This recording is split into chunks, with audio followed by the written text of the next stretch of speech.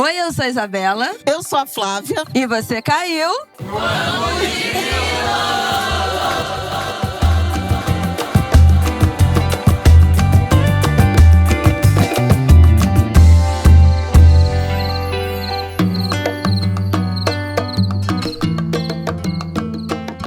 Ai, que máximo.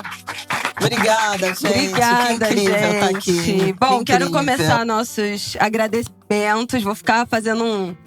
Tem gente até lá embaixo. Oi, gente.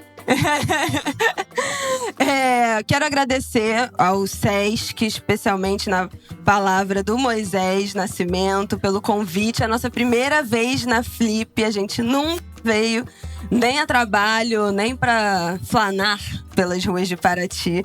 Então, estamos muito felizes, muito emocionadas. Trouxemos a família toda. E família, levanta uma mão aí. Aê! Trouxemos todo mundo para viver esses dias de Flip com a gente. Eu quero fazer, antes da gente começar, um aviso em relação à mesa de Flávia Ol do sábado com Angela Davis, às 6 horas, no Sesc Caboré. Gente, não pode emocionar muito, porque senão ela fica nervosa. Todo mundo... Por favor.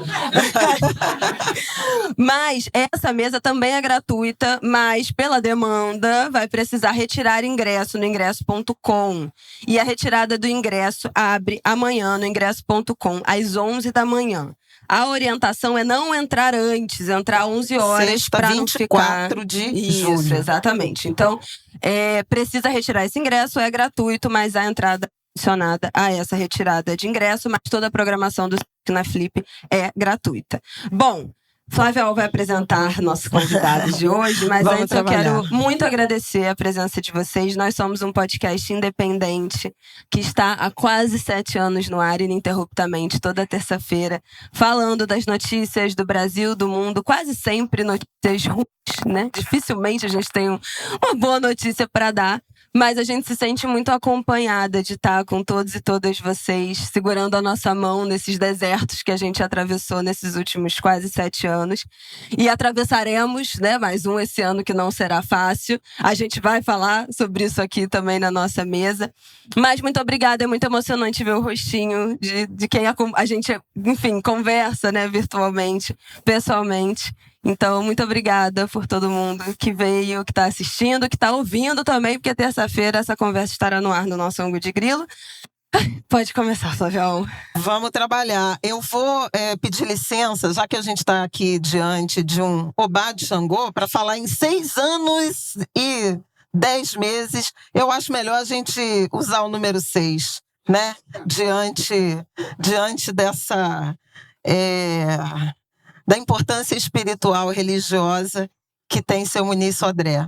Muniz Sodré de Araújo Cabral, ele é um integrante daquela geração de 1942. Quem ouve o Angu sabe que eu sou absolutamente fascinada pela quantidade de talentos intelectuais, musicais, artísticos que aquele ano produziu no Brasil e por aí afora também, porque Paul McCartney é de 1942 também. Mas aqui no Brasil, a gente tem Muniz Sodré, Ney Lopes, Gilberto Gil, Caetano Veloso, Paulinho da Viola, Milton Nascimento, Tim Maia, Nara Leão. Eu sei que eu estou esquecendo, alguém vai me xingar depois, dizendo que eu esqueci o nome de alguém. Peço desculpas, mas Muniz Sodré de Araújo Cabral é um integrante dessa geração que nos orgulha. E eu quero saber o que tinha na água em 1941, 42, nesse Brasil. Ele é cria de São Gonçalo dos Campos, na Bahia. É recôncavo, né? Grande recôncavo. Cresceu em Feira de Santana. Começou como jornalista, como colaborador no Jornal da Bahia, em Salvador. Foi tradutor no Departamento de Turismo. Foi para o Rio de Janeiro, é sociólogo, jornalista, pensador, um dos grandes intelectuais brasileiros. E eu vejo que eu não falei um dos grandes intelectuais negros brasileiros. É um dos grandes intelectuais brasileiros e é negro. Viva!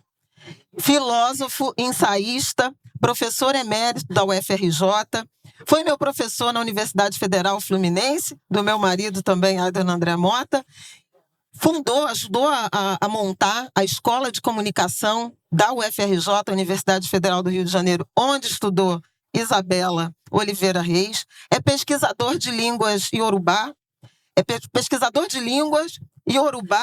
Fala um tanto de crioulo cabo-verdiano e canta em crioulo cabo-verdiano. Vamos ver se a gente consegue alguma coisa nesse sentido. Fala árabe, a gente descobriu agora, 30 segundos antes de entrar aqui, que ele fala árabe.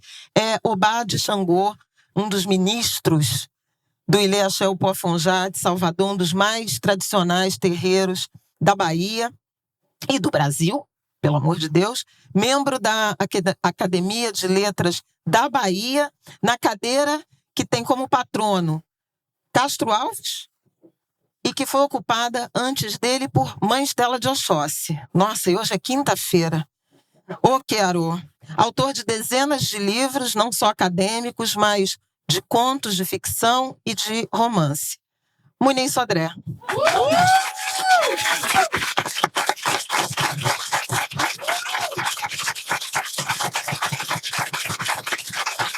Agora a gente senta, né?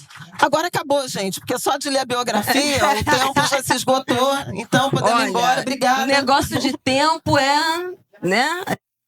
Vamos aqui. Eu vou fechar os olhos. Quando alguém levantar um negócio 15, 20 minutos, eu vou... Bom, vamos começar. Tem que começar com a audiodescrição. É verdade, é verdade. Eu sou Flávia Oliveira, sou uma mulher negra. Tô de cabelo crespo, solto, bem alvoroçado. Tô vestindo um conjunto de calça e blazer pink, porque é isso, né? E não tô de salto porque é Paraty, né? Então eu vim de boot. Vocês podem não entender, terrível. Mas é isso. Uma mulher negra, jornalista, vestida de rosa para vocês.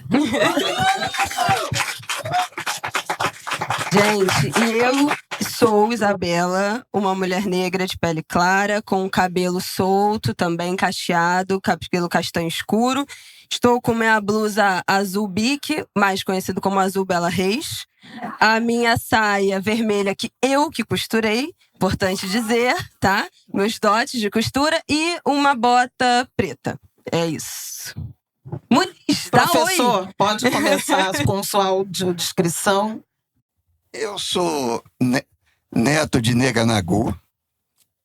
Minha avó, a mãe do meu pai era Nagô. Na Bahia se dizia, quando era Nagô, que era negra retinta, se dizia que era negra tu. E quando era bem retinta, se dizia que era tuturututu.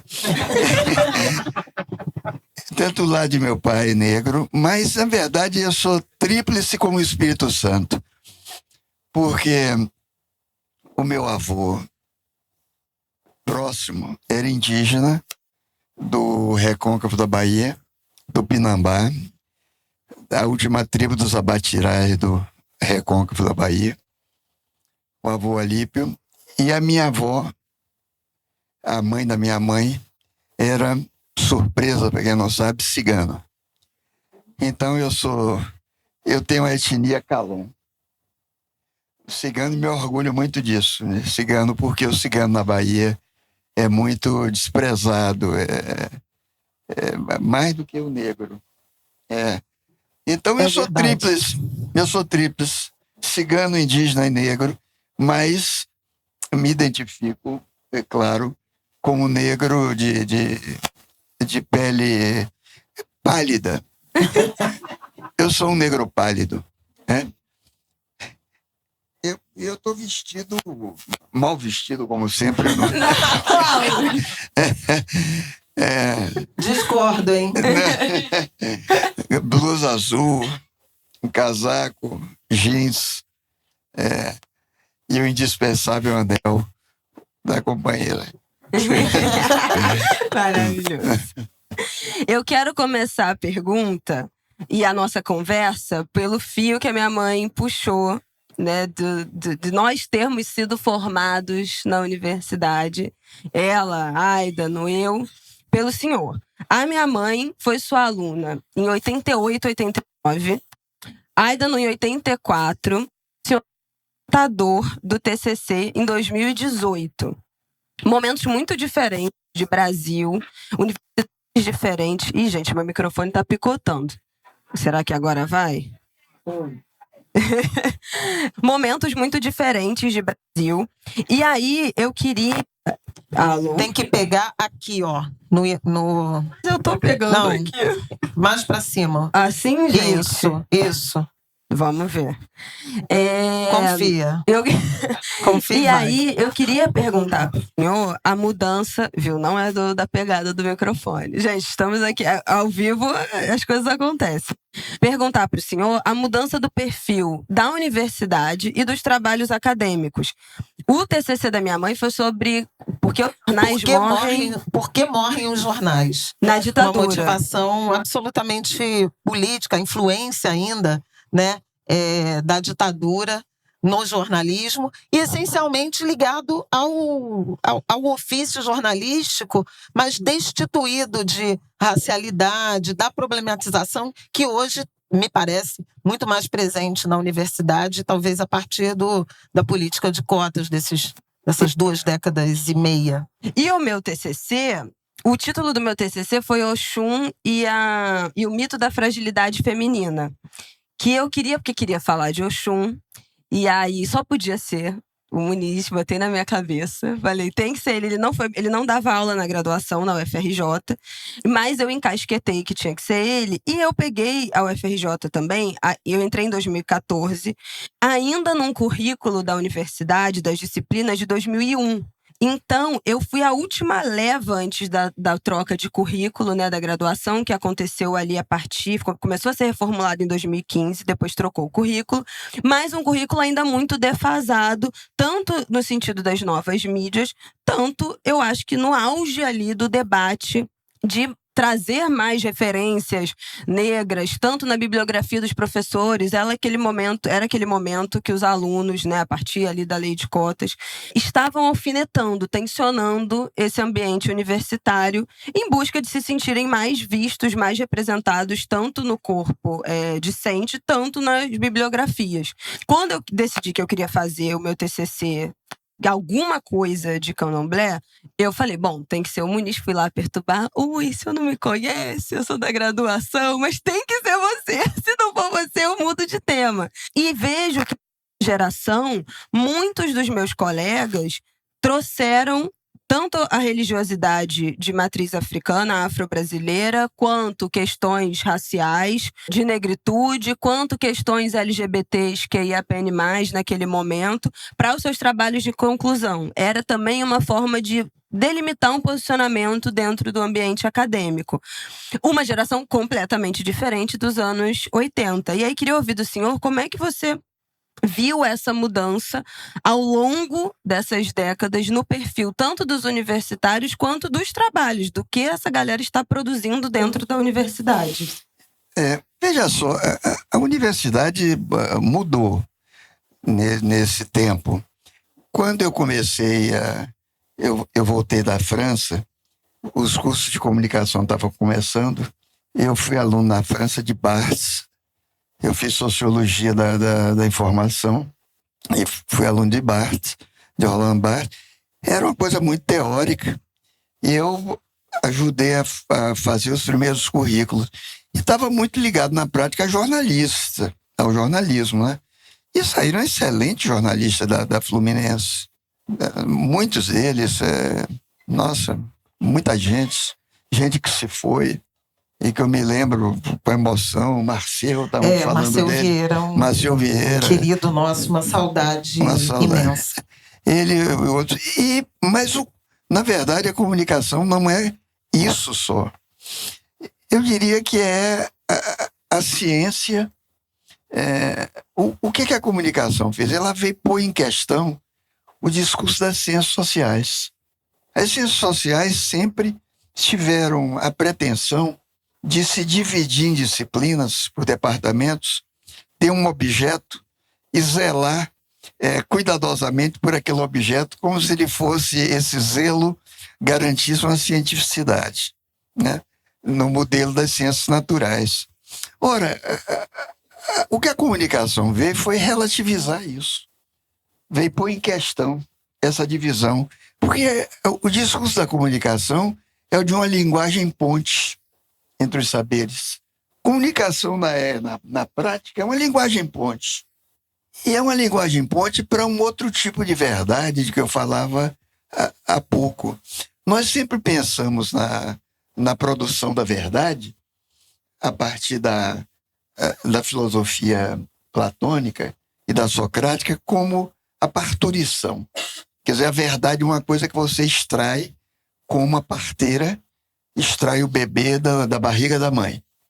Então, de repente, vem e extrai uma verdade ali. Isso chamou a maiêutica. É a metáfora da parteira, a metáfora socrática da parteira. Eu, ousadamente, tenho pensado de outra forma. Eu acho que não é a maiêutica. Eu acho que é o encontro, que é a costura, que o pensamento é mais rapisódico do que maiêutico. O rapisódico é aquela peça musical que cola, que junta peças diferentes. Porque a verdade se faz no encontro. A verdade é uma boa ocasião para você fazer bons encontros. A matemática e a física não postula cientificamente a questão da verdade. Ela descobre primeiro e vai saber depois se é verdadeiro. Essa questão da verdade é uma questão da filosofia. É uma questão da ciência que quer se garantir com a filosofia. Então, a verdade é o encontro. Sem o encontro não tem verdade. Ora, o que a comunicação veio trazer realmente nesse século de importância não foi só a expansão do jornalismo apenas, nem da publicidade. Foi uma nova maneira de pensar a verdade, de pensar o encontro. E esse encontro se faz pelo rádio, se faz pela televisão, se faz pelo podcast, se faz pelo celular, se faz pela internet, que é uma coisa destrutiva, mas também é uma grande oportunidade de fazer ali. Então, vejam só, nós estamos num momento, portanto, de pensar de uma outra forma. O espanto que temos, o escândalo que temos com o pensamento totalitário, com o fundamentalismo, com os fascismos, é que é inteiramente centrado numa verdade única, exclusiva, e a verdade única, a verdade absoluta, é a verdade da morte do outro, que tem um outro argumento. O pensamento da morte é o pensamento da violência. Então, esse pensamento centrado na verdade absoluta é um pensamento violento. Eu estou voltado, nesse momento, a pensar alguma coisa que seja fraca, débil. Quer dizer, um pensamento que seja amoroso, não um pensamento romântico. Esse pensamento do encontro é o pensamento da alegria, é o pensamento do amor. Essa é a única nossa saída que temos. O senhor usou sempre o singular, mas me parece que até essa ideia posta de encontros, ela se relaciona com plural, né? É uma verdade ou são as verdades que vão precisar conviver harmônica ou amorosamente? Talvez o Zen budismo seja o tipo de pensamento que aceite isso. Quer dizer, você tem razão, eu tenho razão, um terceiro tem razão, e juntos podemos descobrir um ponto comum dessa razão. Então se trata de trabalhar o comum, se trata de trabalhar a comunhão. A luta é pelo comum, a luta é pela comunidade, a luta é pela solidariedade, que em determinados momentos, nós estamos falando da pandemia, eu falou de sobreviventes da pandemia, eu fui um sobrevivente da pandemia, eu fui entubado 2 vezes, passei 43 dias no quintador, eu sobrevivi por milagre. Mas já no hospital eu vi os movimentos de solidariedade de comida na beira do Alemão, na Maré, em meio àquela violência que tem, a Maré. houve um movimento de fazer comida surgido ali, com financiamento dali, impressionante. Eu me pergunto de onde veio. De onde veio aquilo? A solidariedade é uma coisa que escapa, que ultrapassa as próprias barreiras, as próprias dificuldades financeiras. Vem do fundo de cada um. Vem de uma disposição amorável. Ele contou. Vou ter que subverter o roteiro. Já subverteu o nosso roteiro. Eu não quero perguntar mais nada, eu só quero ouvir. Já tô aqui. Já subverteu o roteiro, então eu vou levar vocês para dentro da van. Nós viemos juntos numa van. E o professor Muniz contou que está participando, está envolvido num projeto com ninguém menos que seu Gilberto Gil, Obá de Xangô como ele, no Ilê Xeopó-Fonjá, Gilberto Gil que dispensa apresentações, num projeto chamado Disposições, é isso? Disposições Amoráveis. Só podia ser Gilberto Gil, né? Se eu falar assim, disposições amoráveis, quem inventou essa sentença? Gilberto Gil. Então, fala desse encontro. Esse filme, é um filme, na verdade, um filme de longa-metragem. Deve sair para o ano. O Gil Furo de reportagem. O Gil fez... tem feito entrevistas nos últimos 3 anos, fez com uma guru indiana chamada Ama, uma que dá um abraço nas pessoas. Depois fez com Mojica, pegou, claro, antes dele morrer. Vamos avisar, né? Não, tudo pode acontecer no Brasil, gente. Na América Latina. Fez com o Antônio Damasio, esse neurocientista importante, fez com os arquitetos, sempre sobre o amor e a alegria. São diálogos dele, onde no final, depois do diálogo, ele pega no violão, canta a canção, e o último diálogo foi há 15 dias atrás, comigo, lá no Axopó-Fonjá, na Bahia, onde ele... Foi muito, muito bom. Ele é membro do terreiro, eu sou também. Eu viajei à Bahia, depois ele escolheu 2 canções para cantar para mim, uma que eu nem sabia que ele tinha feito para mim. Opa, canta aí. Eu não sei. Eu só sei cantar em crioulo.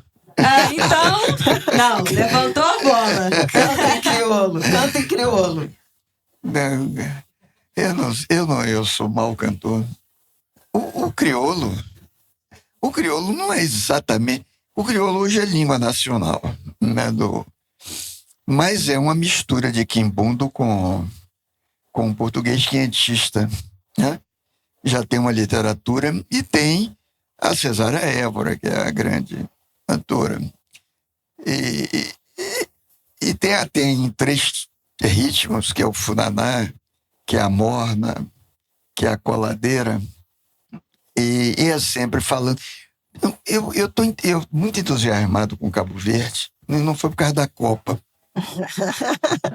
Vocês sacaram que a gente saiu de uma van em Paraty, passou por Salvador, São Gonçalo do Retiro, onde fica o Ilê Xeopó-Fonjá, e já estamos em Cabo Verde. Exatamente, daqui a pouco a gente Verde? volta. Em praia, aonde? É Cabo Verde chamando? Diferentemente das colônias africanas, Cabo Verde não tem uma agricultura, porque não tem água, né? Toda a água lá é dessalinizada. Então, o que aconteceu? Os escravos em Cabo Verde não trabalhavam na agricultura, porque não tem agricultura. Então, eles trabalhavam em postos coloniais, trabalho de escritório, essa coisa. Quando houve a independência, eles estavam preparados para ocupar cargos de governo. Já tinha uma classe média educada em Cabo Verde. Então, Cabo Verde é uma das maiores democracias hoje do mundo. É uma democracia tipo norueguesa. Tem 600 mil habitantes, sem violência. Um povo extraordinariamente musical, mas que as canções ainda falam das dificuldades, digamos assim, rurais, né? o funaná. O que a gente vai chamar dos cantos de trabalho aqui. Canto de muito trabalho. referenciado na Clementina de Jesus, nessa música brasileira. Isso? É exatamente isso.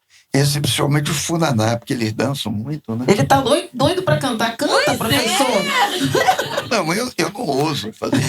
Aliás, o Gil me disse uma vez, quando eu era presidente da biblioteca, ele era ministro da Cultura, e eu cantei, ele me reprovou, ele disse, Muniz, você canta? Eu disse, eu falo, logo canto. Ele disse, mas entoar não é cantar. Eu disse, mas eu não canto como você, mas eu canto. Que se eu falo, eu logo canto. Tem uma canção cabo-verdiana que eu gosto. Pergunta-me a Joana que estava lá. Pergunta-me ao Felipe que testemunha. Pergunta-me a Antônio que assina um papel. Minha gente não passa mal da mal. Cima na mídia, cima na feijão. Pô mongolão, pô sapatinha. Chuva cabem, nada cada. Pai jaca tem pra limpar nhalum. Panho morgado, catomar no chão. Flamamãe, tá bem de boi, tá paga. O dono da terra, se o morgado não tomar o nosso chão, vou falar com mamãe, flamamãe, para vender o boi e pagar o imposto. Flamamãe, não tá bem de boi, não tá paga. Vocês não entenderam, não? Não, peraí, agora é pão. Não. Gente, eu realmente não esperava. Eu esperava muita coisa dessa É o pedágio do ovo de grilo. Sentou nessa cadeira, tem que cantar. Professor Muniz cantar. Foi demais. Professor, eu quero voltar no Ilha Xiaopofon já para perguntar a história do senhor com o candomblé, essa relação. Como é que o senhor chega no terreiro? Esse cargo, acho que vale, né, explicar para nossa audiência o que é esse cargo de Obá de Xangô. E também o senhor já mencionou a pandemia, que era uma das nossas perguntas, essa experiência da internação, de ter sido entubado. Como é que a fé te atravessou nesse momento, te fez atravessar esse momento, e o que mudou na sua percepção de mundo? Ou existe um Muniz Sodré antes dessa internação da Covid, outro depois? Eu acho que sim, porque minha experiência foi de quase morte. Eu percebi que um sentimento de comunidade. Quer dizer, a comunidade, o que é uma comunidade? A comunidade é aquilo que assiste você nascer e você morrer. Né? Você nasce em comum, é a comunidade, e você morre em comunidade. E foi a comunidade que me trouxe de volta. Porque, extraordinariamente, havia correntes às 6 horas rezando. Eu voltei, mas logo por que eu, né? Mas aí os terreiros da Bahia, 2 grandes terreiros ou 3 batiam, da Bahia, de Sergipe. Eu voltar. E então, eu sou também do culto, eu não sou só do Xiaopofon, eu sou do culto dos ancestrais, tanto é o culto do Egum, o culto da morte. Eu não tenho medo de morrer. Todo mundo tem um certo medo, né? Claro. Mas eu não tenho muito medo de morrer. E o único medo que eu tinha, eu disse para minha esposa, eu disse, olha, eu só lamento, eu só tinha medo de não ver mais você. Mas eu vi depois que eu sobrevivi. Mas o que é que acontece? O candomblé, a minha família não era candomblé. Eu também não era religiosa muito. Mas eu tenho experiências desde criança. Eu tinha como eu disse, indígena. Ali tinha uma tia que aos 14 anos, meus tios pescadores ali em Itapema, e um dia o dedo dele infeccionou. Não tinha médico em Itapema, até hoje não tem. A vila, né, onde minha mãe nasceu. A vila onde minha mãe nasceu. E aquilo está piorando. E, de repente, a minha tia Laudisa, recebeu um indígena. Não havia nenhuma tradição. Um caboclo. Recebeu um caboclo. E passou a falar outra língua. Falava outra língua, parece que era batirá. Ela atravessou o quintal. E ele era um homem muito forte, o tio Raul. atravessou, imobilizou ele com uma mão só. Ele ficou com medo, ele contando depois, porque ela pegou uma faca e ele disse: Jesus vai me matar.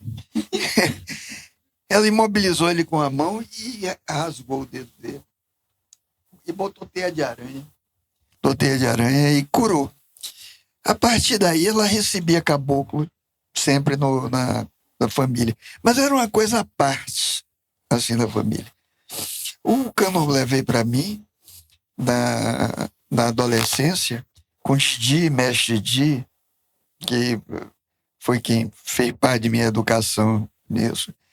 Quando eu fui me dando conta de que ali tinha um sistema de pensamento, de que as pessoas não desconfiavam, não suspeitavam. Porque eu percebi que havia na Bahia intelectuais, mesmo brancos, que passavam a vida inteira no candomblé, e alguns deles me disseram depois: eu estou aqui há 40 anos, eu não entendo o que é que se passa aqui, mas também não consigo deixar. O Vasconcelos mais uma vez me disse isso. Jorge Amado, que era de lá, ele não sabia muito bem o que é que estava ali. Caíme sabia mais. Caíme que entrou comigo. E eu entrei e percebi que ali tem um outro sistema de pensamento. Um outro sistema de pensamento que é preciso desentranhar. É uma filosofia que não está só ali. Ela está no encontro com outras formas de filosofia. São outras abordagens filosóficas. Portanto, ela não prescinde do conhecimento que você tem ou na Europa, ou em sua formação europeia, sua formação universitária. Tanto que os filhos do terreiro hoje todos estudam na universidade. A grande maioria estuda em universidade, tem formação, se formam. Essa outra geração passa pela escola. A maioria passa pela escola. Então, entrando ali, eu percebi também que não sabia nada. Eu percebi realmente que não sabia nada.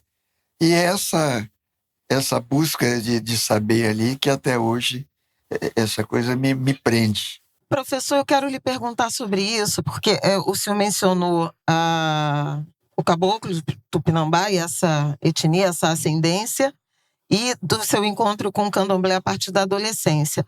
A cidade em que o senhor nasceu, ela existe por uma igreja, né? De São Gonçalo, tem 3 séculos, 300 anos, mais de 300 anos. O catolicismo não lhe forjou? E eu pergunto isso porque eu venho de uma família, né? Também do recôncavo baiano, minha mãe de Cachoeira, e havia um cruzo, né? Dos terreiros de candomblé, inclusive do candomblé Jeje, com o catolicismo, com representações, e ao mesmo tempo em que a gente caminhava, por exemplo, quando a minha mãe veio para o Rio na Umbanda, Macumba Carioca, ela me fez fazer primeira comunhão, eu frequentava a igreja católica, me emociono e tenho fé em santos católicos até hoje. Não tem catolicismo nessa sua... Não, comigo exatamente não. Embora eu não tenho, mas eu sou devoto de Santo Antônio. Eu sou devoto de Santo São Antônio. Pedro. Eu sou devoto de Santo Antônio. Agora, São Gonçalo, onde eu nasci, é uma comunidade, assim, hoje. São 40 mil pessoas, todo mundo se conhece. E se entrar tá na rede, outro dia eu vi, agora 3, 4 meses atrás, tem uma propaganda da cidade, que é uma zona de gado rica, as pessoas aí fumam e gado, cigano. E eu descobri, para grande surpresa minha, que São Gonçalo tem 2 atrações externas. Uma atração, eu sou hoje o intelectual da cidade, consagrado pela Câmara de Vereadores, que me deram. Tem lá. E a segunda atração, vocês vão rir muito, que é pitoresco, é o lobisomem. Eu e o lobisomem.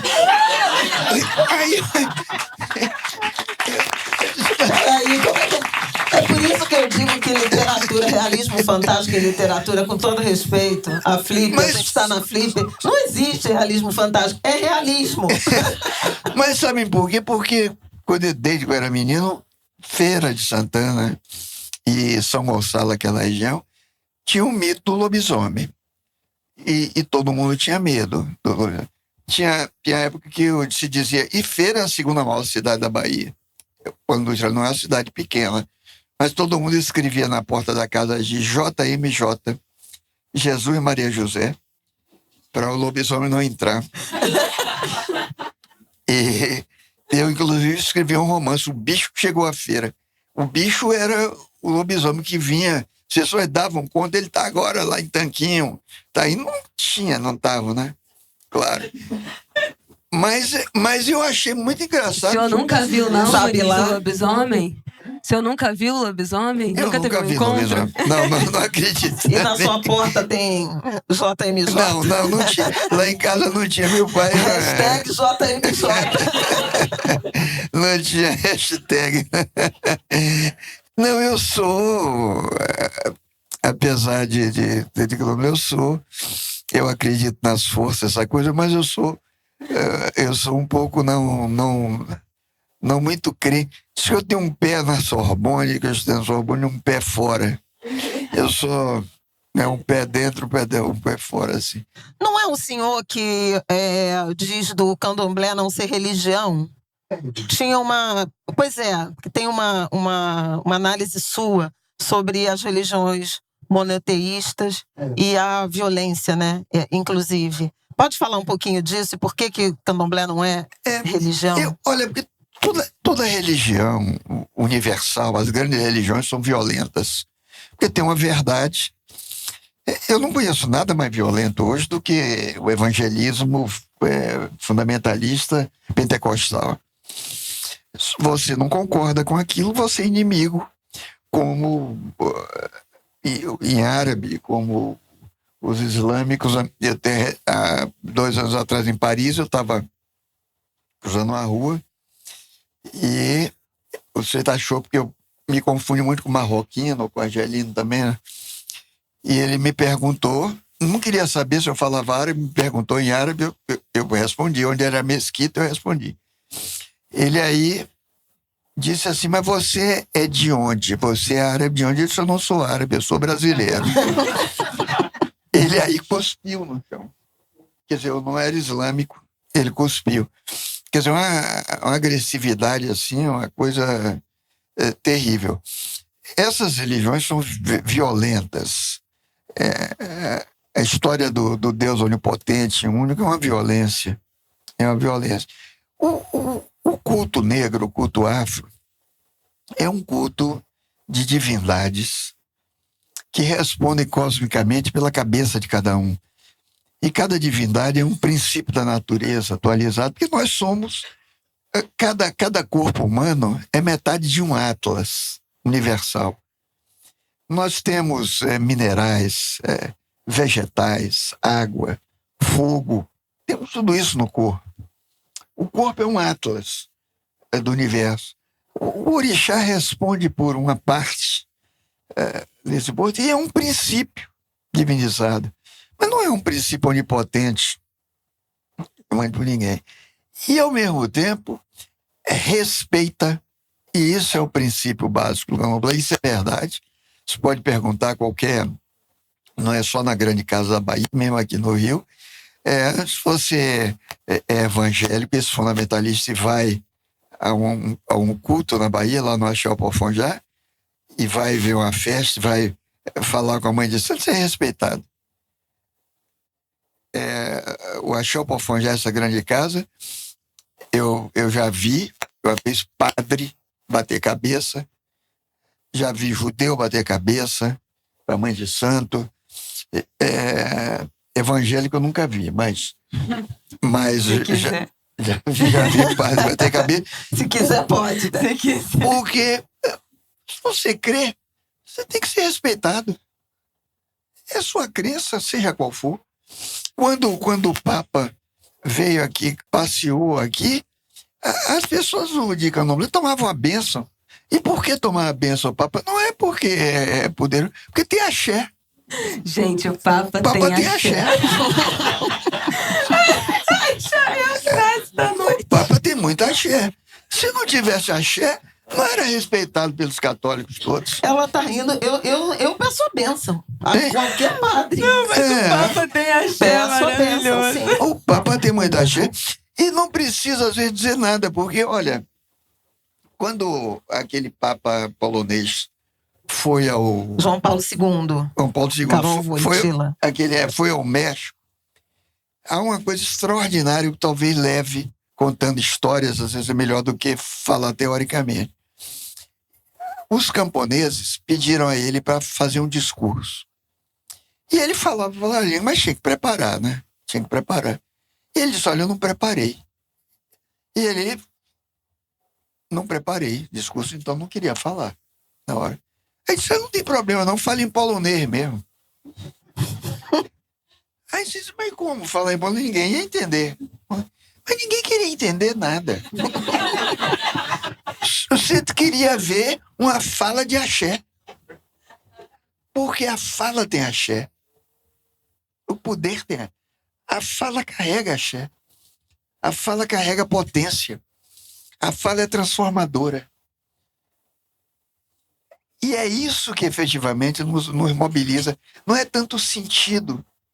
O que eu estava dizendo, porque a verdadeira crítica hoje não vem do conteúdo. Vem da mobilização da fala nos encontros. Às vezes nós não entendemos e, no entanto, aquilo é transformador para mim. Eu fiz psicanálise com uma grande analista que já faleceu, tinha adoração por ela, aqui no Rio de Janeiro, 14 anos de análise.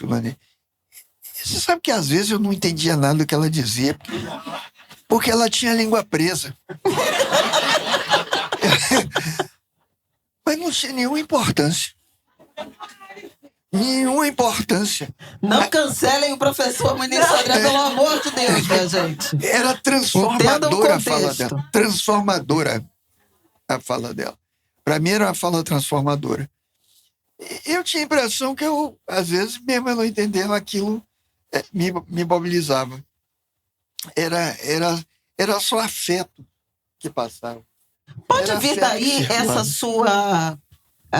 esse seu talento para línguas, para linguagem?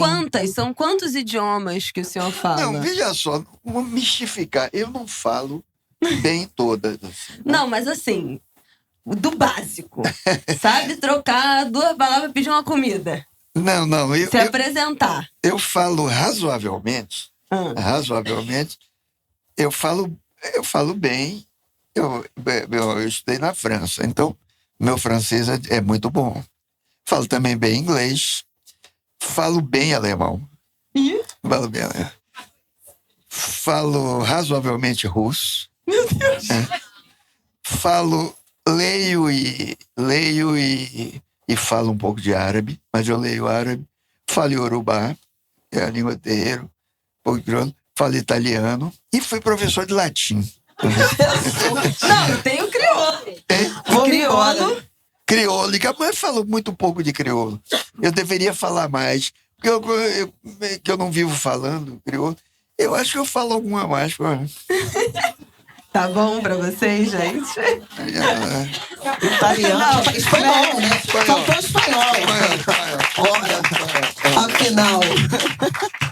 Mas é gozado porque eu decidi fazer um curso agora de atualização em russo, porque não é a língua que eu vivo falando, e eu entrei online. Eles fizeram um teste e eu queria que desse nível baixo para eu e deu nível avançado. E eu disse, mas eu não queria, mas eu estou sofrendo. É domingo à noite. Eu estou sofrendo porque é uma língua que tem declinações. E aí a minha mulher me disse, é bom porque combate o Alzheimer.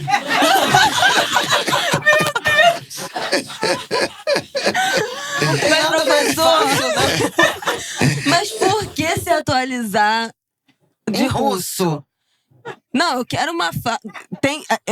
Tem utilidade, mas a vida não é útil. A vida não é útil. Né? Não precisa ter um propósito fim. É só por prazer do estudo da língua? É porque eu gosto de cantar em russo também. Bom, eu não preciso nem pedir. Eu cantei pra cantar. Não, agora em russo. Não, não. Não, Eu- não. Ninguém levanta, gente. Não. Eu perguntei, o senhor levantou a bola. Bom, vocês conhecem uma canção chamada Olhos Negros em russo? Oči черные, очи черные, очи страстные, очи жгучие и прекраснее. Как люблю я вас, как боюсь я вас, знать увидел вас я за добрый час. И скатерть белая залита вином, спят гусарь здесь, не пробуден сном. Мы не можем жить без шампанского и без табора и цыганского. O verso... Não, tradução agora, tradução. Nós não... O verso seguinte, final diz, nós não podemos viver, мы не можем жить, sem um acampamento, sem uma cigana e sem champanhe. De acordo. Gente, Eu nunca me senti pensei. numa nora no filme. Olha, você está fazendo. Não, nós não. O senhor subverteu o nosso roteiro. Então, a gente segue, porque comunicação, encontro, é exatamente sobre isso, né? Quando o senhor... Ih, gente, a gente só tem 10 minutos. Então, vamos falar de democracia. Não, porque assim, eu não gosto... Nossa, vamos jogar pra baixo, galera. Agora vamos derrubar. Vamos lá, vai. Professor, vou fazer uma ponte lá com as verdades, com os encontros, com a comunidade, com o enfrentamento ao totalitarismo, ao arbítrio. E eu queria uma leitura sua em relação a esse momento, não só de Brasil, mas de mundo. Outro dia eu fiquei muito comovida com um dos seus artigos na Folha, que traçava um paralelo entre o Brasil e aquela situação da jovem em São Paulo que foi arremessada sem as cordas. A ideia de estar próximo do abismo, sem nenhum mecanismo de segurança e, mais que isso, sem nenhuma checagem de se era um momento seguro. Eu queria um pouco puxar essa conversa para um momento global de ameaça, de insegurança, de riscos, a partir até do olhar de um pensador brasileiro, de um intelectual brasileiro, que eu imagino já acreditou muito, né, que a gente só ia para frente, né? E eu não sei se nesse momento o senhor tem a leitura de que é possível continuar avançando, conter retrocesso. Dá para ter esperança, sendo nós os sobreviventes que somos? Olha, o candomblé não tem esperança. Quando nós esperamos, nós colocamos a partir do nosso ego alguma coisa para depois. O candomblé é da ordem do aqui e do agora. O futuro está sempre dado aqui e agora. O resgate tem que ser aqui e agora. O melhor lugar do mundo é aqui e agora. O que é que acontece? Nós estamos, sem política. Outro dia eu escrevi, Brecht dizia o seguinte, que o pior analfabetismo é o analfabetismo político. E a política deixou de ter essa referência que nós temos nas relações de poder. A política perdeu o lastro. Esvaziou-se de sentido, perdeu o sentido. Quer dizer, a classe política passou a girar em torno de seus próprios interesses, tem essa corrupção gigantesca. Nós não temos mais, portanto, esperanças que alimentavam a classe política. E a crise da representatividade é, ao mesmo tempo, a crise dos valores. Eu diria que a crise dos valores é a crise ética, mais do que a crise política, portanto é a crise de ancestralidade. Estamos sem pai nem mãe. esse episódio da moça, eu fiquei realmente estomagado com aquilo. Como é que 3 pessoas seguram uma moça de 24 anos, ela própria não percebeu também que não tinha cordas, com um técnico atrás, e jogam, e lançam. E eu disse, isso é o Brasil. As pessoas não percebem que é preciso cordas, que é preciso amarra, que é preciso vínculo. O vínculo é diferente de relação. Nós temos relações sociais, mas o vínculo é diferente. O vínculo é diferente de relação. O vínculo passa pelo corpo. O vínculo passa pela perna, passa pelo coração, passa pelo braço. Vínculo é aquilo que o filho tem com a mãe quando nasce. E na verdade, tem com a mãe o resto da vida. Eu não posso analisado, dizer, né? Não, lamento, mas não posso dizer a mesma coisa do pai. Eu sou radical aí nesse sentido, eu acho que é uma diferença. Isso é vínculo. Isso é vinculação. Nós estamos numa crise do vínculo, numa crise da vinculação. Essa crise é ao mesmo tempo a crise da política. Uma política sem vínculo, uma política sem amarras. Então, de repente, se abre o buraco para o pior. Abre o buraco com o Trump nos Estados Unidos, que é inimaginável aquilo. Abre o buraco para, tem que dizer, para o Bolsonaro, e família, para os clãs do Rio de Janeiro. Inacreditável o que está ocorrendo, o que ocorreu no Rio de Janeiro. Ou seja, eu não vejo, digamos, no imediato a solução, curiosamente, a não ser na política. Pois é, e de que política você está falando? Política local? É sobre território? Não me parece ser a política, o sistema político.